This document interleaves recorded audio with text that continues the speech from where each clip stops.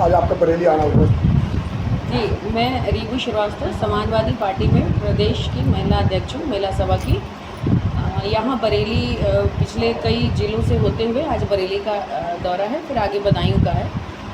पूरे प्रदेश में अपनी महिला संगठन को और मजबूती से धारदार बनाने के लिए हमारा ये प्रयास चल रहा है और इसी क्रम में आज बरेली में हूँ। बरेली में महिला संगठन जो जिले स्तर पे है, नगर स्तर पर, विधानसभा स्तर पर, नगर पालिका, नगर पंचायत और इसी क्रम में ब्लॉक स्तर पर संगठन को तैयार करना है और इसे और मजबूती से समाजवादी पार्टी जब इलेक्शन आएगा तो समाजवादी पार्टी के पक्ष में हम अपना माहौल कैसे बना सकते हैं उसकी तैयारी करें।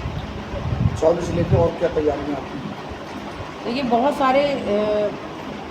बहुत सारी सीटें ऐसी रहीं 2022 में जो हम लोग 1000-2000 से हारे। ऐसी लगभग 70 सीटें थी जो हम लोग बहुत कम वोटों से हारे। अगर हमारी महिला संगठन मजबूती से बूथ स्तर पर काम करेगी तो हम ऐसे सीटों को जीत सकते हैं।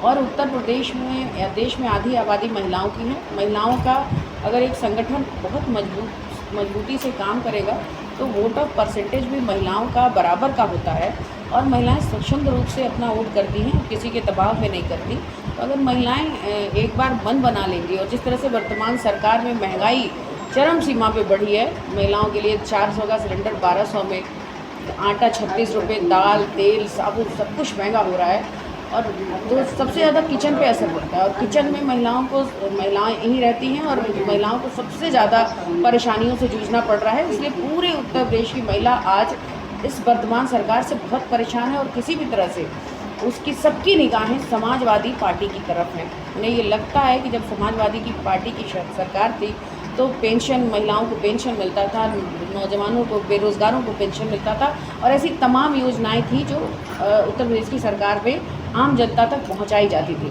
जो आज सब बंद हो गई हैं, जो जनता के हित से जुड़ी हुई हैं।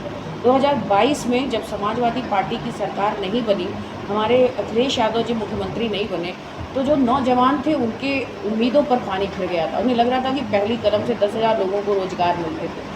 पेंशनर्स जो थे उनको लगता था कि पेंशन बहाली हो जाएगी। शिक्षा मित्र थे बेचारे, वो कितने तो आत्महत्या कर लिए जब उनको लगा कि सरकार नहीं बनी। उनकी पूरी उम्मीद टूट गई, उनका जीवन का सपना खत्म हो गया।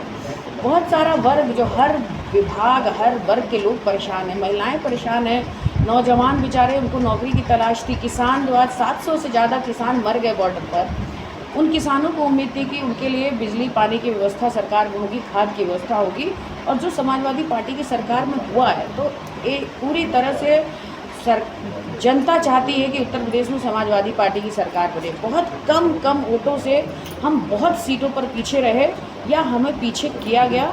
आज पूरा प्रशासन सरकार का एक अंग बन के काम कर रहा है, सरकारी तंत्र बन के काम कर रहा है। सरकार को जिताने की पूरी मुहिम में पूरा प्रशासन हर जिले में लगा हुआ है, कुछ नहीं कर रही है। अभी कल सुबह में पीलीभीत में थी, वहाँ पर अचानक से पता चला कि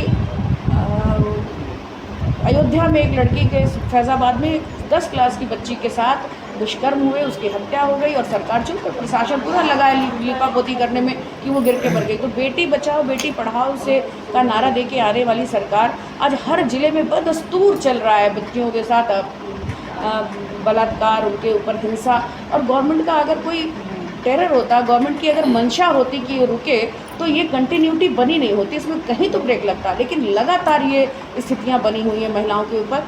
जो हमारी सरकार में 1090 योजना महिलाओं के हित में शुरू की, उसका भी कोई इम्प्लीमेंट नहीं किया जा रहा है। 102, 101 योजना शुरू गई जो महिलाओं के हित में थी, वो सारी डंप पड़ी है। तो आम जनता के हित से इनका कोई सरोकार नहीं है इस सरकार का। ये सरकार एक चुनाव जीतती है, दूसरे चुनाव की तैयारी में लग जाती है और जनता के लिए बस इतना ही है कि वो किसी तरह जी ले, खा ले।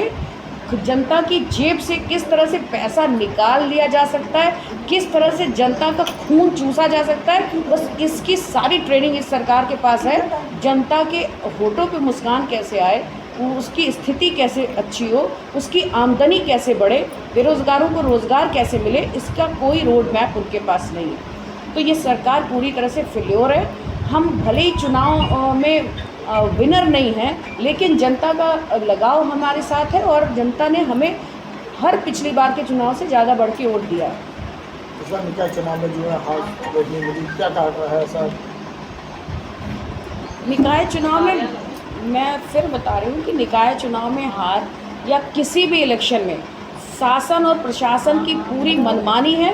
भाजपा के एजेंट बन के वो लोग काम करते हैं और उनको सबसे ज़्यादा परेशानी, देखिए निर्दलीय इस चुनाव में कितने जीते, क्योंकि उनको निर्दलियों से परेशानी नहीं है, उनको समाजवादी पार्टी के प्रत्याशियों से और समाजवादी पार्टी को मजबूत होने से परेशानी है। निर्दल बहुत सारे जीते जो भाजपा से ज़्यादा कैंडिडेट निर्दलीय हैं, तो आप वो कैसे जीत गए? तो इनको सिर्फ समाजवादी पार्टी के कैंडिडेट्स को हराने में पूरा इनका शासन प्रशासन लगता है। ये पार्टी हमारी हारी नहीं, और पहले से जो भी कैंडिडेट हमारे हारे भी हैं 2022 में हो या नगर निगम के इलेक्शंस में हो, वो बहुत कम वोटों से आ रहे हैं। पिछली बार की तुलना में दुगुने वोट पा करके भी वो अगर हारे हैं तो